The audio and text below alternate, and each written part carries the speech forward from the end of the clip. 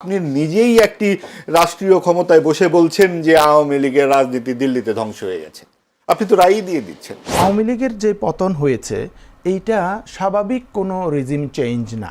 উনি আসবেন কি আসবেন না এটা আপনাকে কনফার্ম হওয়ার জন্য 31 ডিসেম্বর পর্যন্ত ওয়েট করতে হবে। হাসিনাকে পালিয়ে যেতে হয়েছে, হাসিনা নির্বাচনে অংশগ্রহণ করতে পারে নাই। কেন পারে নাই? জাতীয় পার্টিকে যেভাবে লাল কার্ড দেখে দিয়েছে আওয়ামী লীগকে দিত, এত ভয় কেন? আপনারা সেনাবাহিনীর আমাদের হয় 6 জেলায়। আওয়ামী চরিত্র তো শফিকুর রহমানের উপরে ভর করেছে। বাংলাদেশের 56 বছরের ইতিহাসে সবচেয়ে বেশি সময় ধরে ক্ষমতায় ছিল কারা? দিল্লির ব্লেসিং পাওয়া সরকার, আওয়ামী লীগ এবং জাতীয় পার্টি। ও বলছে যে হ্যাঁ শেখ হাসিনা আমি আপনার সঙ্গে আছি, আপনারা করেন, আর ওইটা শুনে শেখ হাসিনা গুলি করছে। ডক্টর শিবির আহমেদ, আগামীকাল অবশ্য জামায়াত 11 দল তারা একটি বিক্ষোভ সমাবেশের ডাক দিয়েছেন বিজয়নগর, সম্ভবত বিকাল 5টায়। তারা কি আসলে আওয়ামী লীগকে নেতাকর্মীদের প্রতিহত করবার জন্য এই সমাবেশ? আর আওয়ামী লীগ ও অঙ্গ সংগঠনের নেতাকর্মীদেরকে জামাত ভয় পায়, যার কারণে আগে থেকে প্রতিহত করবার জন্য একটা সমাবেশ দিয়ে দিয়েছে। ধন্যবাদ আপনাকে, আমার সমালোচককে ধন্যবাদ। আমি এই পয়েন্টে আসার আগে একটু আওয়ামী লীগের আলাপ করি। দেখেন, আওয়ামী লীগ বাংলাদেশে স্বরাষ্ট্রমন্ত্রী বলেছেন যে এরা আসলে একটা মাফিয়া চক্র, এদেরকে গতানুগতিক রাজনৈতিক দল হিসাবে বিবেচনা করবার আসলে উপায় নাই। এরা যখনই ক্ষমতায় এসেছে বাকশাল করেছে, ফেসিবাদ কায়েম করেছে, স্বৈরতন্ত্র কায়েম করেছে, তাদের চরিত্রের মধ্যে এটা, এবং তাদের মধ্যে যে একটা সন্ত্রাসী মনোভাব, খুনাখুনির মনোভাব, এটা কিন্তু এখন পর্যন্ত রয়ে গেছে। এবং জুলাইয়ে যে এত বড় গণহত্যা করেছে, এরপরে তাদের মধ্যে যে কোনো ধরনের অনুশোচনা সেটাও নাই। তারা বরং আরও গণহত্যা করবার প্ল্যান করছে। শেখ হাসিনা বলছিল যে আমি তো 223 জনকে হত্যা করার লাইসেন্স পেয়ে গেছি, কারণ আমার নামে মামলা দিয়েছে। তো এখন পর্যন্ত তারা অনলাইনে অফলাইনে নানান জায়গায় কথা বলছে, থ্রেট করছে মানুষকে, আসলে জুলাই ফেলবে, আসলে হচ্ছে যারা জুলাই করবে তাদেরকে গণদোলাই দেওয়া হবে। রিসেন্টলি নেত্রকোনায় আপনি দেখেছেন যে একজনকে ধরে নিয়ে ওই যে ইন্ডিয়া যেরকম করে বিজেপি জয় শ্রীরাম স্লোগান, এরকম করে জয় বাংলা স্লোগান দেওয়াচ্ছে এবং তাকে নির্যাতন করা হয়েছে জুলাইয়ে কেন অংশগ্রহণ করেছিল, পুলিশকে থ্রেট করছে, আপনি যেমনটা শুরুতে বলছিলেন। তো ওদের রাজনৈতিক চরিত্রে এখন পর্যন্ত যে তারা মানুষকে থ্রেট করছে, খুন করবে, তুলে নিয়ে যাবে, আরও নানান নির্যাতন নিপীড়ন করবে, এই থ্রেট করছে। তার মানে তাদের রাজনীতির মধ্যে ফিরে আসার কোনো লক্ষণ তো আমি দেখি না। প্রথম কথা হচ্ছে এটা। দ্বিতীয়ত হচ্ছে সারা দুনিয়াতে গণ অভ্যুত্থানের মধ্য দিয়ে পতন হয়েছে। আপনার লিবিয়ায় পতন হয়েছে সাদ্দামের, হোসনি মুবারকের পতন হয়েছে মিশরে, তারপরে জয়নাল আবদিন বেন আলীর পতন হয়েছে তিউনিসিয়ায়। এরা সবাই পালিয়ে যেতে বাধ্য হয়েছে, জনগণকে খুন করেছে এবং তাদের দল নিষিদ্ধ হয়েছে, বিচার হয়েছে। সারা দুনিয়াতে অসংখ্য উদাহরণ এরকম আছে। এদের বিচার হয় এবং দল নিষিদ্ধ হয়। ইভেন নাৎসি বাহিনীর পতনের পর তাদের দলীয় সিম্বলগুলো পর্যন্ত নিষিদ্ধ হয়েছে। নাজিফিকেশন প্রসেসের মধ্য দিয়ে কালচারাল জায়গা থেকে এগুলোকে তুলে দেওয়া হয়েছে, সরানো হয়েছে সিম্বলগুলো পর্যন্ত। তো আওয়ামী লীগের যে পতন হয়েছে এইটা স্বাভাবিক কোনো রিজিম চেঞ্জ না। আপনার ইভেন ছোটোখাটো কোনো স্বৈরাচারের পতনও না। বাংলাদেশে ধরেন এরশাদেরও পতন হয়েছিল, স্বৈরাচার এরশাদের। সে কিন্তু পরেই আবার ইলেকশন করেছে, বিচার ফেচ করেছে এবং দীর্ঘদিন কারাগারে ছিল। আবার তার দল, এখনও তার দল টিকে আছে যেভাবেই হোক। কিন্তু হাসিনাকে পালিয়ে যেতে হয়েছে, হাসিনা নির্বাচনে অংশগ্রহণ করতে পারে নাই। কেন পারে নাই? কারণ হাসিনা যে ম্যাসাকার করেছে, সাইদ ভাই যেটা বলছিলেন যে হেলিকপ্টার থেকে গুলি করেছে, শত শত মানুষকে হত্যা করেছে 1 মাসের মধ্যে, এই ঘটনা নজিরবিহীন ঘটনা। আওয়ামী লীগের মতো একটা সন্ত্রাসী সংগঠনকে, যেটা সন্ত্রাসী সংগঠন হিসেবে নিষিদ্ধ হয়েছে, আমি মনে করি না তার ফিরে আসার আর কোনো উপায় আছে। এটা একসময় কালের গভীরে হারায় যাবে। কিন্তু স্থানীয় সরকার নির্বাচন, সেখানে স্থানীয় সরকার নির্বাচনে দেখেন একটু প্রধানমন্ত্রীর তথ্য উপদেষ্টা একটু বিভ্রান্তি সৃষ্টি করেছেন উনি এই কথাটা বলে যে আওয়ামী লীগ নির্বাচনে অংশগ্রহণ করতে পারবে। স্থানীয় সরকার নির্বাচন তো কোনো দলীয় নির্বাচন না, এবং এবছর থেকে দলীয় প্রতীকেও হবে না। যেটা আওয়ামী লীগ করেছিল দলীয় প্রতীকে, এবার থেকে সেটা দলীয় প্রতীকেও হবে না। সো এটা আসলে দলীয় কোনো নির্বাচনও না। সো এখানে দল হিসেবে কারো অংশগ্রহণ করবার কিছু নেই। যে কেউ যদি সে নির্বাচন কমিশনের যেসব শর্ত পূরণ করে নির্বাচন করতে চায়, প্রতীক নিয়ে নির্বাচন করবে। এখানে আওয়ামী লীগ করবে না, বিএনপি করবে না, জামাত করবে, এটা না। এটা ব্যক্তি হিসেবে কোনো দলই তো নির্বাচন করবে না। না, যদি কেউ নির্বাচন কমিশনের যেসব শর্ত পূরণ করে নির্বাচন করতে হয় তাহলে সেক্ষেত্রে করতে পারে। জনগণ ভোট দিবে কিনা, জনগণ কি করে সেটা জনগণ দেখবে। কিন্তু দল হিসেবে আওয়ামী লীগের নির্বাচন করবার কোনো সুযোগ আমি দেখি না। আর যেই সমাবেশের কথা আপনি বললেন যে বিরোধী দল 11 দলীয় জোট তারা একটা সমাবেশ করেছে, তারা, আমি সমাবেশটার নিউজটা দেখেছি যে তারা আওয়ামী লীগের ফেসিবাদী সময়কালে 17 বছরের যে জুলুম নির্যাতন নিপীড়ন গুম খুম করেছে, এগুলার বিচারের দাবিতে সমাবেশ করেছে। আমি মনে করি না এটার সাথে আগামীকাল করবেন করবেন সমাবেশ করবেন। তো এটার সাথে আমি প্রতিহত করবার কোনো ঘোষণা দেখিনি অফিসিয়ালি। এটা হতে পারে যে তারা রাজপথে তাদের অবস্থান জানাচ্ছে, যেহেতু একটা সম্ভাব্য নাশকতা করবার আশঙ্কা আছে। তো এইটা আমি মনে করি তাদের এক ধরনের রাজনৈতিক প্রস্তুতি, কিন্তু এটা প্রতিহত করা বা এটার সাথে তাদেরকে ভয় পাওয়া, এটার কোনো সম্পর্ক আমি দেখি না। আমি মনে করি বাংলাদেশের জনগণেরই সচেতন থাকা উচিত, যেহেতু জুলাই আগস্টের যে গণহত্যা হয়েছে এটা কিন্তু কোনো একটা দলের উপর হয় নাই, বিএনপি বা জামাত বা একটা নির্দিষ্ট দলের সাথে, নাগরিকদের উপর হয়েছে।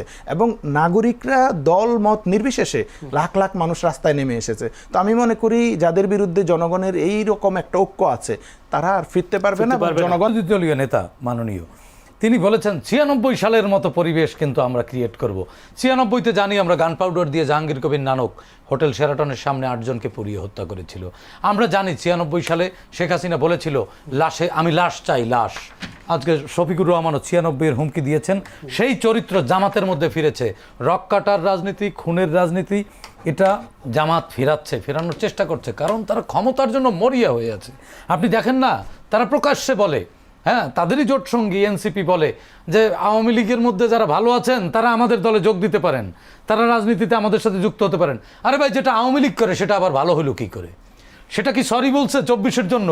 আওয়ামী লীগের সবচেয়ে বোকা যে কর্মী সেও তো বলে 24 ঠিকই আছে, তাহলে সেটা ভালো হলো কি করে? সেটাকে আহ্বান জানান, আবার বলেন যে আওয়ামী চরিত্র ফিরে আসছে। আওয়ামী চরিত্র তো শফিকুর রহমানের উপরে ভর করেছে, শফিকুর রহমানের উপরে শয়তান ভর করছে। মাঝে মাঝে মঞ্চে চিত হয়ে পড়ে যান, ভার নিতে পারেন না শয়তানের, দেখেন না? আপনাকেও সে একই প্রশ্ন আসলে আমাদের সাথে তো ভারতের কোনো উনিই বলছেন যে আমিও বলছি ভারতের সাথে আমাদের কোনো আসলে কোনো ধরনের যুদ্ধ বা কোনো কিছু হয়নি। 24 আগস্টের পরেই কেন পর্যটন ভিসা বন্ধ করে দিল? এটা কি কোনো ধরনের আত্মঘাতী সিদ্ধান্ত ছিল কিনা ভারতের? কারণ প্রথম আমি যদি যে তথ্য বলছে, পর্যটন ও চিকিৎসা খাতে প্রতি বছর বাংলাদেশের কাছ থেকে আয় করতো $3 বিলিয়ন। শুধু পর্যটন খাতে বছরে ক্ষতি হয়েছে 5,000 কোটি রুপি ভারতের। জি দেখুন, এইটা বলবার আগে আমি ছোট্ট করে দুটো লাইন বলে নিই যে জাহাঙ্গীরনগরের নির্বাচনে একজন শিক্ষিকা মারা গিয়েছিলেন। ভোটের যে অসাধারণ গণতান্ত্রিক ভোট হচ্ছিল, তো তিনি নিহতই হয়েছিলেন। কাজেই এই বিষয়গুলো নিয়ে জাহাঙ্গীরনগরের শিক্ষকদের মধ্যে অনেক প্রতিক্রিয়া আছে, ছাত্রদের মধ্যে অনেক প্রতিক্রিয়া আছে। আর 3 টার্মের যে কথাটি উনি বললেন, আওয়ামী লীগের এই 3 টার্মের কেউ সমর্থন করেনি বলেই 24-এর গণ অভ্যুত্থানে সবাই মানুষ নেমেছিল। এবং এই 24-এর গণ উত্থান কোনো সাম্প্রদায়িক দলের কৃতিত্ব নয়, তারা তো উড়ে এসে পরে জুড়ে বসেছে। এই কথাগুলো যদি তারা 24-এর জুলাই আগস্টে বলতো যে এই বঙ্গবন্ধু ভারতের চর আর এই সমস্ত অসাম্প্রদায়িক কথাবার্তা, এই আন্দোলনই হয় না। কাজেই তখনকার আন্দোলন পরবর্তীতে জামাত এনসিপি আত্মসাৎ করবার চেষ্টা করেছে, সকল কৃতিত্ব তারা নেবার চেষ্টা করেছে। এই আন্দোলন সারা দেশের সকল দল মত নির্বিশেষে, বিশ্বাসী অবিশ্বাসী সংশয়ী সকল মানুষের আন্দোলন। এবং সেই জায়গায় নেতৃত্বে আসার কারণে তাদের কৃতিত্ব দিবেন না? কারা নেতৃত্ব ছিল? 4 আগস্ট লক্ষ লক্ষ মানুষের কণ্ঠে গান ছিল, জন্ম আমার ধন্য হলো, মুক্তির মন্দির ও সোপানতলে। এই গান কি জামাতের গান? তাহলে এই নিয়ে তর্ক করা একদম অর্থহীন। কিন্তু মুশকিলটা হচ্ছে যে এই আওয়ামী লীগ যা করেছে তাকেও আরো 12 বছর আমরা তা করবো কেন? এই জায়গা থেকে আমরা কেন বেরিয়ে আসতে পারবো না? আমরা যখন আওয়ামী লীগ জাতীয় পার্টিকে এইভাবে পুতুল বিরোধী দল বানিয়েছে, আমরা প্রতিবাদ করেছি। যে এরশাদের জাতীয় পার্টি যখন পুতুল বিরোধী দল বানিয়েছে ফ্রিডম পার্টিকে, আমরা প্রতিবাদ করেছি। এই অন্তর্ভুক্তমূলক সমাজের আকাঙ্ক্ষায় 24-এর গণ অভ্যুত্থানের প্রধান আকাঙ্ক্ষা। সেই জন্যই চেয়েছি সকল দল নির্বাচনে অংশগ্রহণ করুক। আপনি যে বললেন যে আওয়ামী লীগ তো অত্যাচার করেছে, কাজেই তারা নির্বাচনে অংশগ্রহণ করবে, সেই রায় আপনি জনগণকে দিতেন? জাতীয় পার্টিকে যেভাবে লাল কার্ড দেখে দিয়েছে আওয়ামী লীগকে দিত। এত ভয় কেন? আপনারা সেনাবাহিনীর আমাদের হয় 6 জেলায়, আপনারা হাজার হাজার পুলিশ, শুধু বোধহয় বিমান বাহিনী আর নৌবাহিনী আপনি দমন করা যায় না, তখন আপনি তাকে আরো মুসলিম বানিয়ে দেবেন। আপনি এই জিনিসটা মাথায় আসে না যে 5 কোটি 6 কোটি যারা আওয়ামী লীগ করুক, কিন্তু তারা 23 জুন হিসেবে প্রতিষ্ঠাবার্ষিকী হিসেবে তার নিজেদের দলের প্রতিষ্ঠাবার্ষিকী হিসেবে মাঠে নামান বা মাঠে একটু সারা সরব হওয়ার একটাকে দায়িত্ব মনে করেন। শুনেন, লেনিনের একটি কথা আছে, নীরবতা নিস্পৃহতা নয়, সৃষ্টির প্রসব বেদনা মাত্র। নিরবতাকে প্রতিবাদ। হ্যাঁ, অবশ্যই প্রতিবাদ। এবং সেটা আমার মনে হয় যে আপনারা অপেক্ষা করুন না কেন, আমি তো আওয়ামী লীগের কেউ না, কিন্তু যখনই মজলুম হবে, এমনকি সেটা যদি জামাত ইসলামী হয়, আমি কিন্তু তখনও জামাতের পক্ষেই কথা বলবো।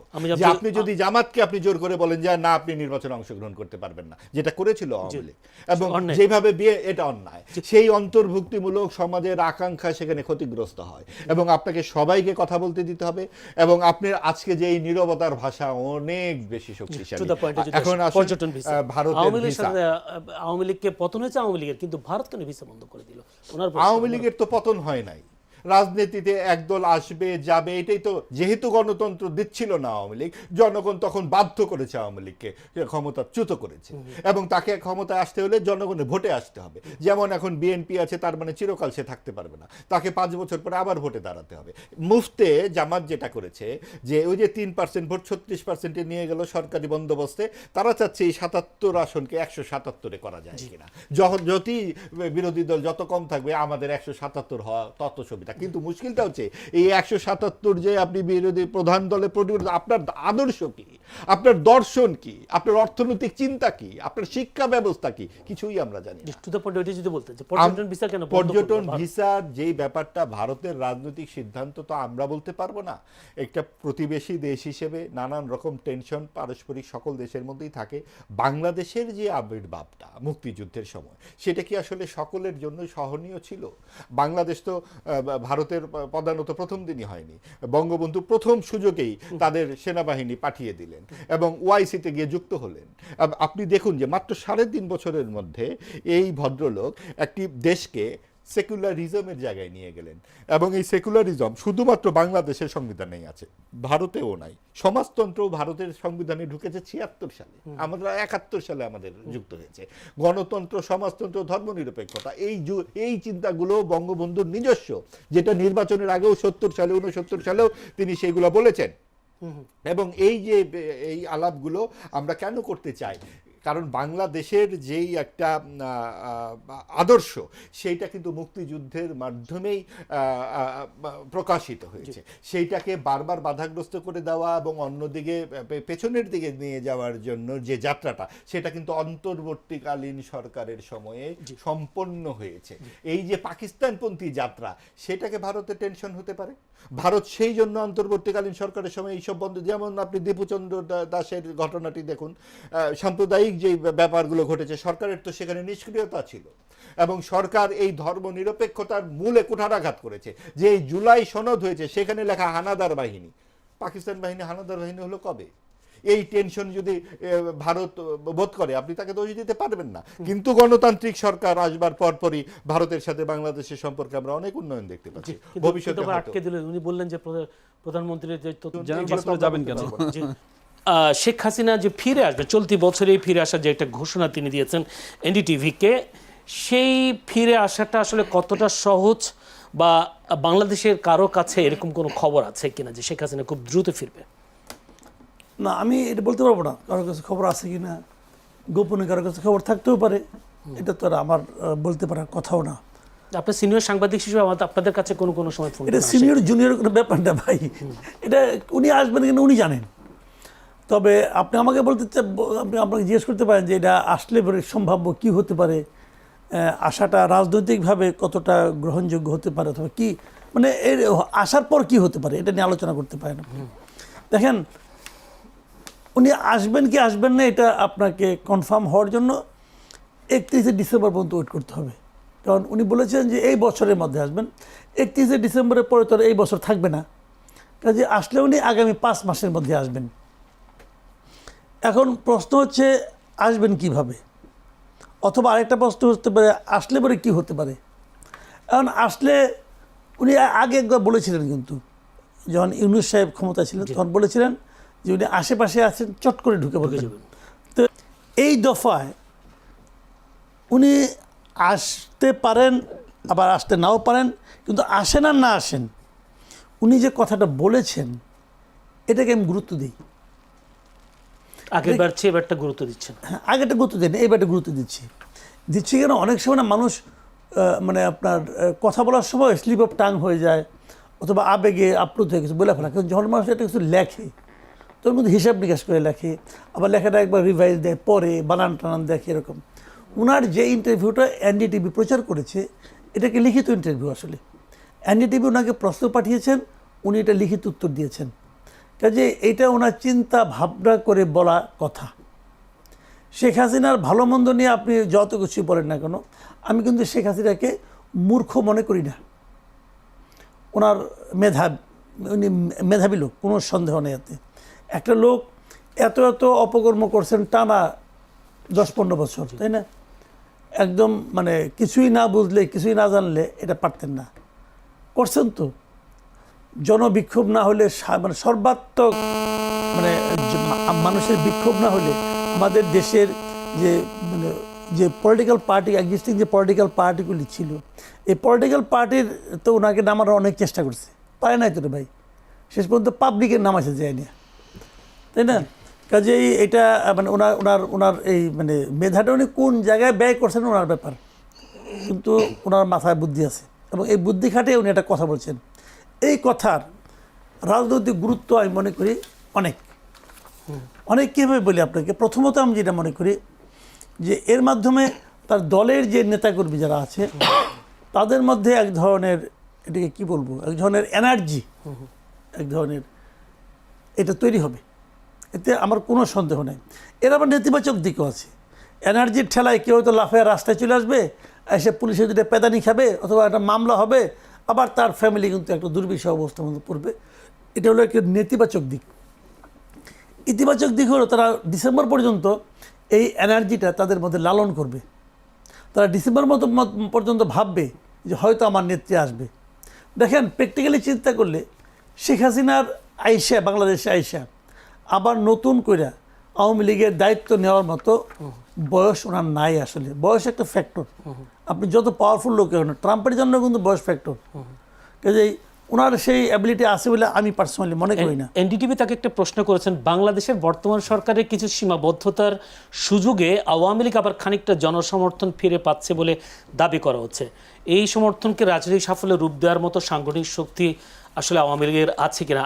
বাংলাদেশের সরকারের কি সীমাবদ্ধতা তাকে আসার পথটাকে পরিষ্কার করে দিচ্ছে কিনা? না, এটা এভাবে আমি বলবো না। শুনেন, বাংলাদেশে যতবার সরকার পরিবর্তন হয়েছে, যতবার যখন নতুন কেউ একটা ক্ষমতা এসেছে, প্রতিবারই আমি দেখেছি যেটা, নতুন যারা ক্ষমতা নিয়েছে তাদের জনপ্রিয়তার কারণে জনগণ তাদেরকে বসিয়েছে তা কিন্তু নয়। প্রতিবারই ক্ষমতা পরিবর্তন হয়েছে, যারা ক্ষমতাসীন ছিল তাদের অজনপ্রিয়তার কারণে জনগণ তাদেরকে নামিয়ে দিয়েছে। নামানোর পর যে আসছে কিন্তু নতুন কাউকে চেয়ে চিনতে আল্লাহর কাছে দোয়া করে নিয়ে আসছে যে অমুকে না আসলে আমার দেশটা, মানে আপনার এই গভর্নমেন্ট আসছে মাত্র 4 মাস, এই গভর্নমেন্টে যদি দেশ চালাতে ব্যর্থ হয়, এই গভর্নমেন্ট যদি মানুষের প্রত্যাশা পূরণ করতে ব্যর্থ হয়, তাহলে মানুষ অবশ্যই নতুন কাউকে আনবে। এখন সেটা আওয়ামী লীগকে বাদ দিয়েই হবে আমি এভাবে মনে করি না। যে কেউ আসতে পারে, আওয়ামী লীগও আসতে পারে, কিন্তু ডিপেন্ড করছে এই গভর্নমেন্টের উপর। এই গভর্নমেন্ট যদি ভালোভাবে চালায় তাহলে দেখবেন যে আওয়ামী লীগ অপ্রাসঙ্গিক হয়ে গেছে। আমি আরও কয়েকটি বিষয় নিয়ে আসবো সেই ফিরে আসা নিয়ে। ব্যারিস্টার আসাদুজ্জামান ফুয়াদ, তিনি ফিরে আসলে মৃত্যুদণ্ডের রায় মাথায় নিয়ে দেশে ফিরবেন কিনা সেটা একটা প্রশ্ন। সেই সাথে তিনি ডিটিভিকে বলেছেন 24 পরবর্তী সন্ত্রাস ও জঙ্গিবাদ কায়েম হয়েছে। আরেকটি হলো 24 পরবর্তী পাকিস্তান মডেলের ধাবিত হয়েছে বাংলাদেশ, আর সংখ্যালঘুরা অনিরাপদ হয়েছে 24 সালের পরে। কি বলবেন আপনি? ধন্যবাদ।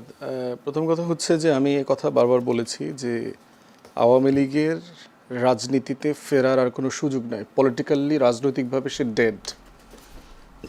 আওয়ামী লীগকে ফেরানোর চেষ্টা, সম্ভাবনা যারা দেখছেন অথবা করছেন, এটা সিম্পলি হচ্ছে একটা জাবর কাটা, আহা যদি হতো, হায় রে হায় যদি এরকমটা করা যেত, এরকম এমন যদি হতো এরকম একটা ফিলিংসের জায়গা থেকে আর কি। তো সেইটার প্রথম কারণ হচ্ছে যে পৃথিবীতে গত 100 বছরে অথবা তারও আগে এরকম কোনো ঘটনা নাই যে একজন শাসককে পদচ্যুত করা হয়েছে, তাকে গণ অভ্যুত্থানের মধ্য দিয়ে এমন স্বৈরশাসক তিনি আবার কোনো না কোনো ফর্মে ক্ষমতায় ফিরে আসছেন।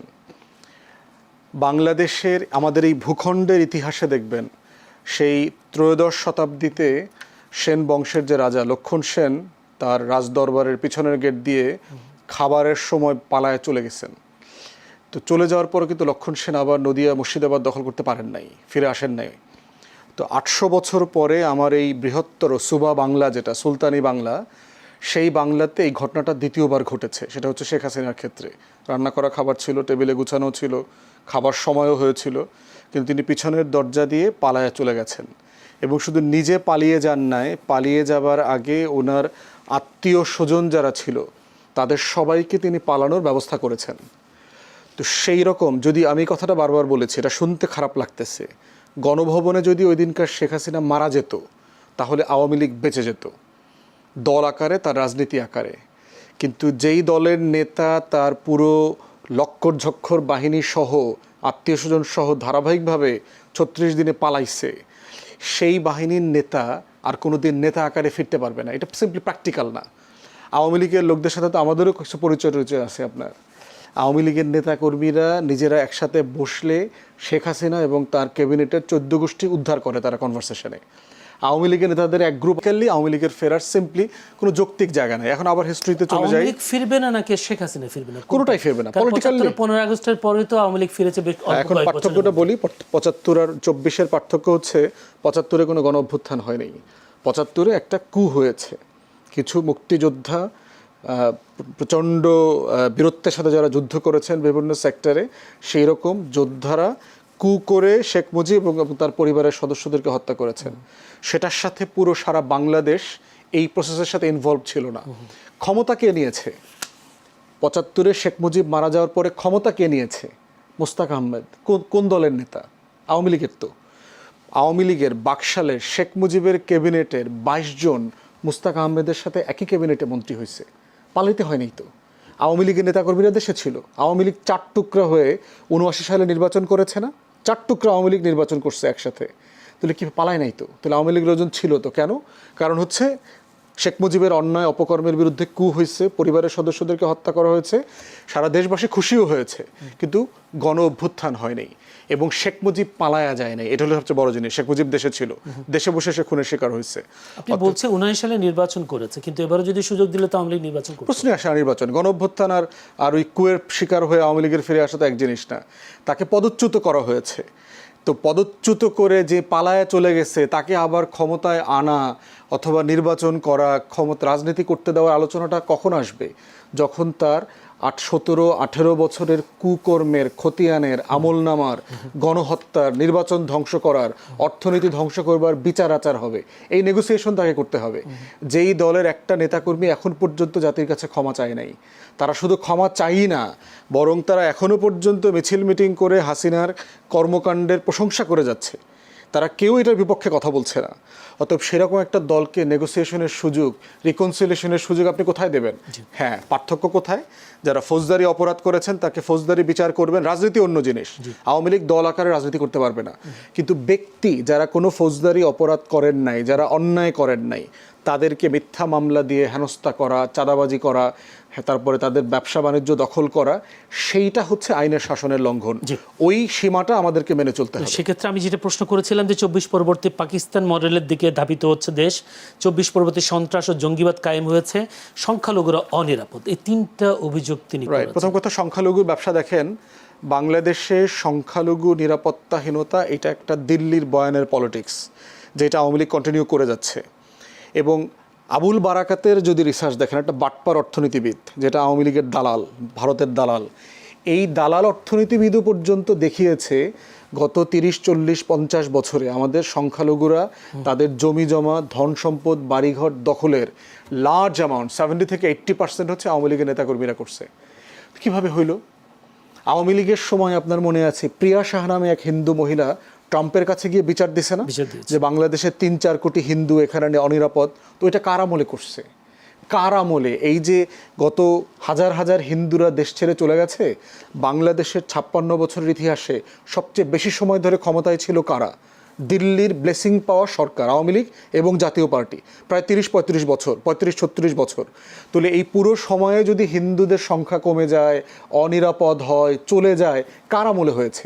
তাদের আমলিত হয়েছে। প্রশাসনে দেখেন, সাবেক যে ডক্টর মোমেন যে ছিল আওয়ামী লীগের ফরেন মিনিস্টার, সে বলেছে না প্রশাসনে 22 থেকে 26% পর্যন্ত হিন্দু জনগোষ্ঠী আছে। কিভাবে সম্ভব? তাদের জনগোষ্ঠী হচ্ছে 8-9%। তাহলে সিভিল সার্ভিসে তারা কিভাবে এই পরিমাণ সংখ্যায় যায়? এটা কি বৈষম্যের এক্সাম্পল? তাহলে এই বাস্তবতায় দেখতে হবে যে সত্যতা কতটুকু আর হচ্ছে এর ভিতরে পলিটিক্স কতটুকু। পাকিস্তান মডেলের বিষয় হলো, দেখেন, দিল্লি আওয়ামী লীগকে দিয়ে একটা ফরেন পলিসি আমাদের এখানে এস্টাবলিশ করিয়েছে যে দিল্লির চোখ দিয়ে আমার ফরেন পলিসি ঠিক করতে হবে। যেভাবে 71 সালে সেই সেপ্টেম্বর অক্টোবর মাসে 7 দফা চুক্তি চাপিয়ে দিয়েছে যে আমার কোনো ইন্ডিপেন্ডেন্ট ফরেন পলিসি থাকতে পারবে না, যে শর্তে ভারত আমাকে সাহায্য করেছে। অতএব সেই দিল্লির চোখ দিয়ে কেন আমি পৃথিবী দেখবো? আমি তো একটা স্বাধীন দেশ।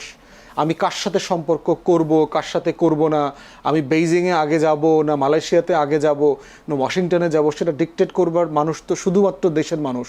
তারা ডিকটেট করতে পারবে, তারা তারেক রহমানকে বলতে পারবে, এর বাইরে তো কারো বলার সুযোগ নাই। অতএব বাংলাদেশের সভরেন্টির কোয়েশ্চেনে, নিরাপত্তার প্রশ্নে চায়না, তুরস্ক, পাকিস্তান সবার সাহায্য লাগবে। কারণ আমরা একটা হস্টাইল বর্ডারে বাস করছি, যে আমার রাষ্ট্রের অখণ্ডতায় বিশ্বাস করে না, যে এই রাষ্ট্রটাকে স্বাধীন মনে করে না, তার 2 টাকার অ্যাম্বাসেডার ঢোকার পথে আইসা আমার সভরেন্টি নিয়ে কোশ্চেন করতেছে।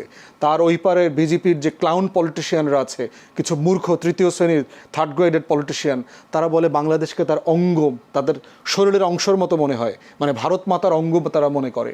তাহলে সেই জায়গায় যে দাঙ্গল পতাকা লাগাইছে, অখণ্ড ভারতের রাজনীতি করতেছে, বিজেপির ফ্যাসিবাদ, এগুলো মিলায় প্রতিদিন আমার স্বাধীনতা সার্বভৌমত্বকে যদি কেউ লঙ্ঘন করবার চেষ্টা করে, আমার এটা রক্ষা করবারও তো আমাকে চেষ্টা করতে হবে। সেটার জন্য যদি বেইজিংয়ের সাথে সম্পর্ক করতে হয়, তুরস্কের সাথে করতে হয়, পাকিস্তানের তৈরি করা F-17 থান্ডার প্লেন কিনতে হয়, আমার দেশের 2 কোটি নাগরিককে যদি ট্রেন করতে হয়, সামরিক প্রশিক্ষণ দিতে হয়, সবই করতে হবে আমার স্বাধীনতা রক্ষা করবার জন্য। স্বরাষ্ট্রমন্ত্রী সালাউদ্দিন আহমেদ গতকালকে এই মন্তব্যটা করেছেন, আওয়ামী লীগের দাফন হয়ে গেছে দিল্লিতে, দলটি বাংলাদেশে রাজনীতি আর করতে পারবে না বলে মন্তব্য করেন তিনি। আওয়ামী লীগ কি আসলে আর পুনরুজ্জীবিত হতে পারবে? ধন্যবাদ, শুভেচ্ছা সবাইকে।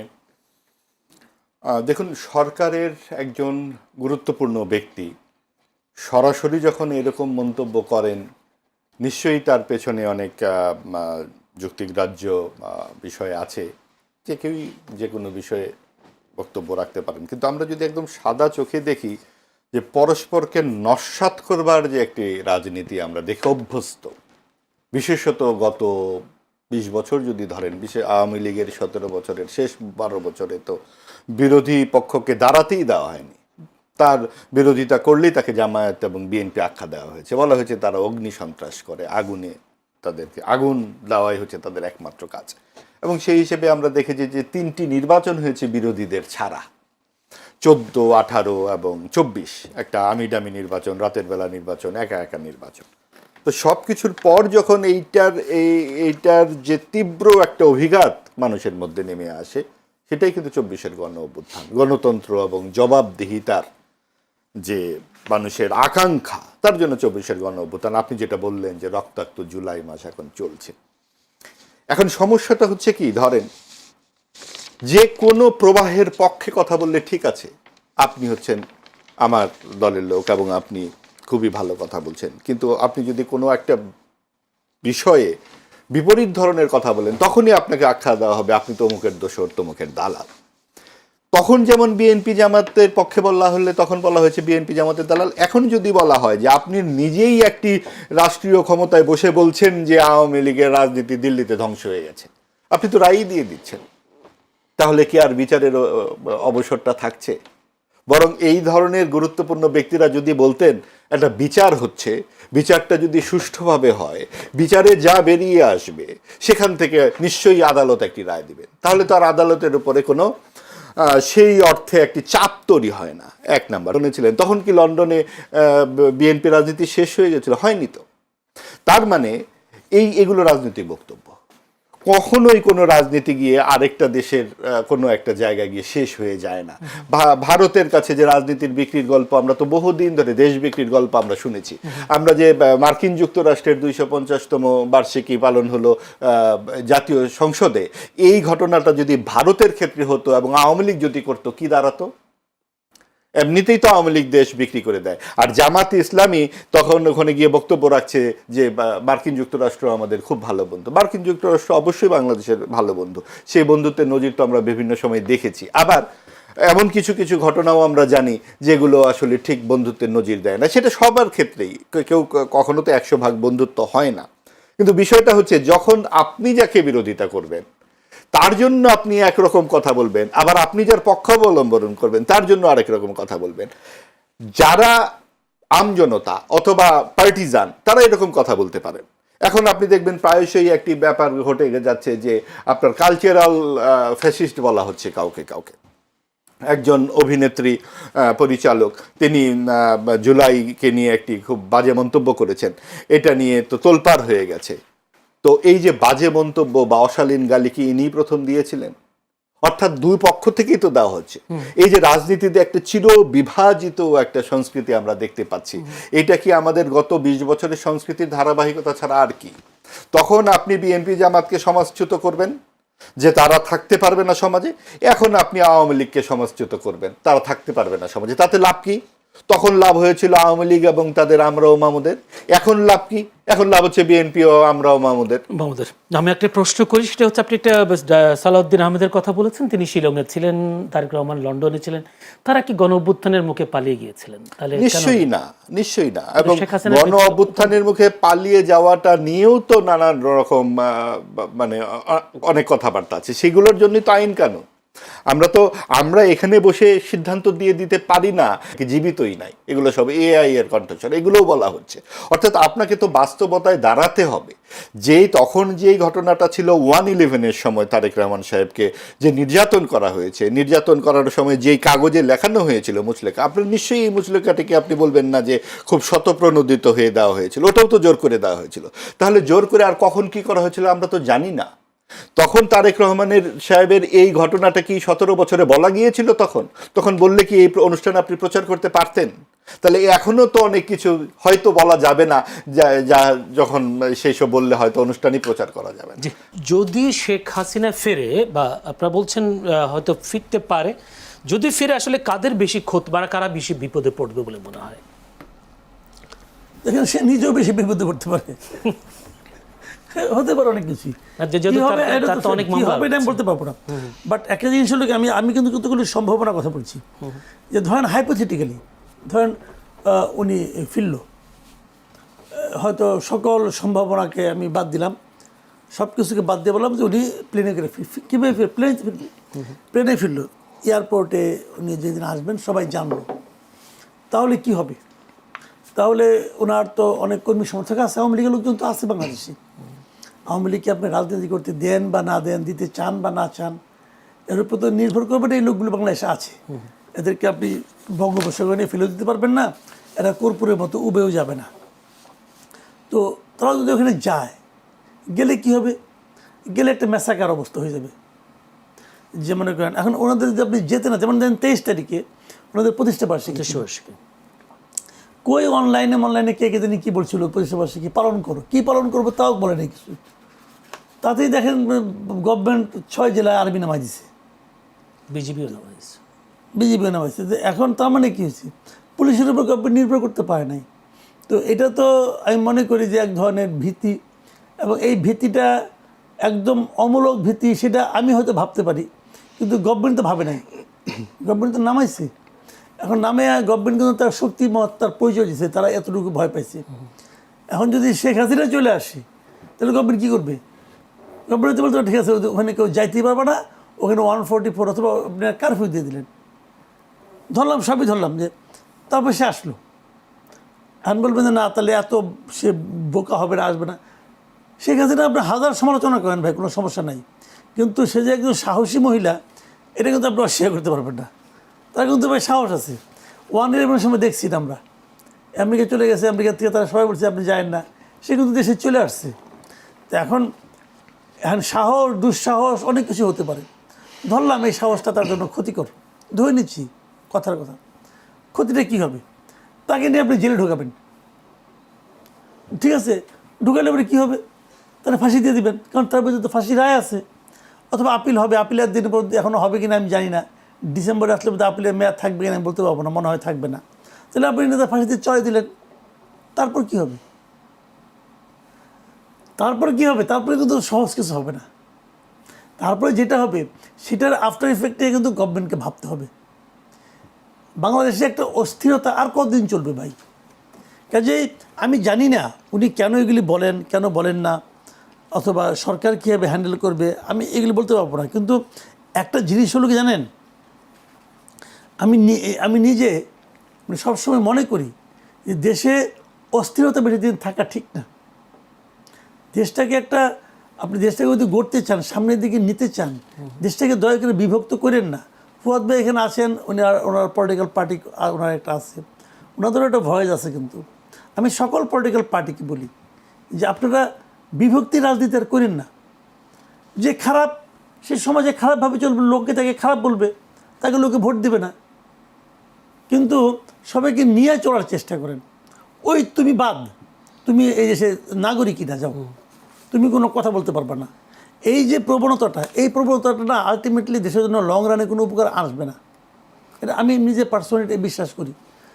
আর ফুয়াদ ভাই যে কথাটা বললো যে আওয়ামী লীগ মানে যে দলটাকে দেশ থেকে একবার পালাইয়া যেতে হয় তারা আর ব্যাক করতে পারে না, এটা হয়তো অনেক জায়গায় আছে, আবার অনেক জায়গায় নাইও। কিন্তু কি আছে কি নাই তার উপরে আগামীকালকেও হবে, এটাও ঠিক না। আবার বৃষ্টির দিনে বজ্রপাত হয়, শুকনোর সময় বজ্রপাত হয়, হতেই পারে।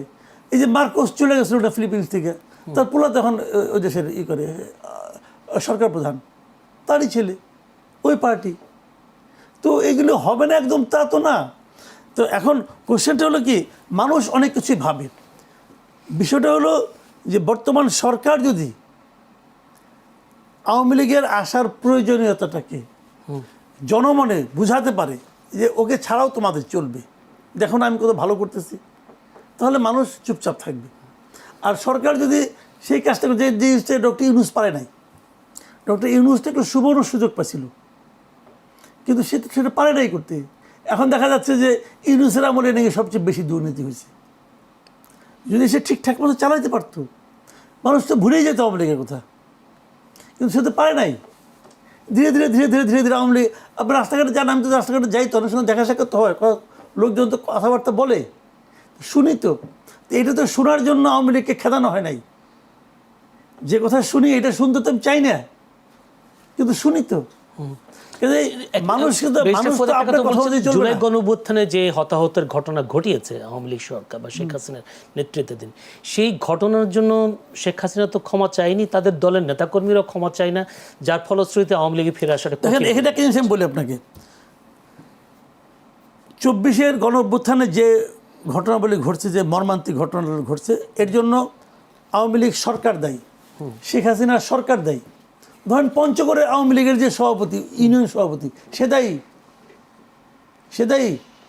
যদি সে অভ্যুত্থানে বিরোধী থাকে তাহলে তো বিরোধীতা কি আপনি কীভাবে বুঝবেন? অনেক সময় আমরা দেখেছি তো, ওই সময় কি ও বলছে যে হ্যাঁ শেখ হাসিনা আমি আপনার সঙ্গে আছে, আপনারা করেন, আর ওইটা শুনে শেখ হাসিনা গুলি করছে? না, তা তো না। তাহলে বিষয়টা হলো কি যে আপনি একটা ঘটনার জন্য সবাইকে দায়ী করেন না। সবাইকে দায়ী করলে আর কেউ থাকবে না, বাকি ভাই সবাইকে দায়ী করলে আর কেউ থাকবে না, সবাই মিলে এই একাম করে নাই। তো এখন এই ঘটনাগুলির জন্য আওয়ামী লীগের উচিত ছিল ক্ষমা চাওয়া, আমি মনে করি পার্সোনালি ক্ষমা চাওয়া উচিত ছিল। সেই ক্ষমা চাওয়ার মতো উদ্যোগ আপনি নিয়েছেন, নেন না কেন? সরকারই তো নিতে পারে ইচ্ছা করলে। ক্ষমাটা সে কোথায় কার কাছে চাবে? 1 নম্বর। 2 নম্বর, প্রথম দিকে কয়েকদিন দেখেন আওয়ামী লীগের, আমি যেটা মনে করি আওয়ামী লীগের ওই সময় সরকারে যারা ছিল, আওয়ামী লীগ দল যারা চালাতো, সেন্ট্রাল কমিটিতে যারা ছিল, আওয়ামী লীগের বিভিন্ন এমপি যারা ছিলেন, এরা প্রত্যেকটা লোককে আপনি দায়ী করতে পারেন, কোনো সমস্যা নেই। কিন্তু তার বাইরে এরকম লোক খুঁজতে সারা দেশে কত হবে? 10,000 হবে, 50,000 হবে, 1 লাখ হবে, এর চেয়ে বেশি আপনি পাবেন না যারা এই কাজের সঙ্গে জড়িত ছিল। তো তাদের কি হবে? তাদের কি রাজনীতি করার অধিকার থাকবে না? এটা কি আপনি বলবেন না এই আওয়ামী লীগের রাজনীতি এর জন্য দায়ী? যদি আপনি বলেন আওয়ামী লীগের রাজনীতি কি 2014 থেকে শুরু হয়েছে নাকি রে ভাই? এর আগে আওয়ামী লীগের রাজনীতি